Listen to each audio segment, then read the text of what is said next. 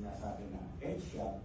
Alam nyo sa mga shooters, sa mga law enforcement agencies, pag sinabing i-headshot ka, ay babataling ka sa ulo.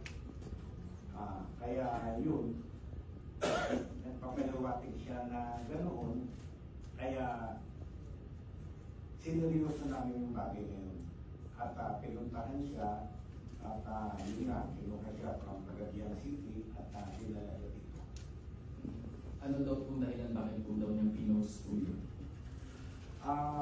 Nung bandang huli ay nagpapaliwanag siya na biro-biro lang daw yun, biro-biro. At then, sabi ko nga sa inyo, pagka when it comes to threat or any attempt sa 5 taong binanggit ko kanina, President, Vice President, Senate President, Speaker of the House, and the Chief Justice, being primary jurisdiction ng NBI, we enter into the picture. Sir, ano daw kung dahilan bakit daw po pinalitan yung caption?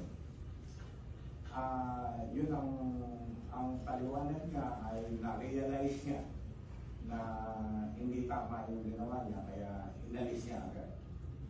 No, but then, nailathala na at ang dami nang nagtatanong sa amin, tinatanong kami, eto, meron ganyan. So, ayun, pinapunta ko na pina-check ko, pinalocate ko sa aking cybercrime division at yun nga, nalocate siya na nandun siya sa Cagayan City. Sir,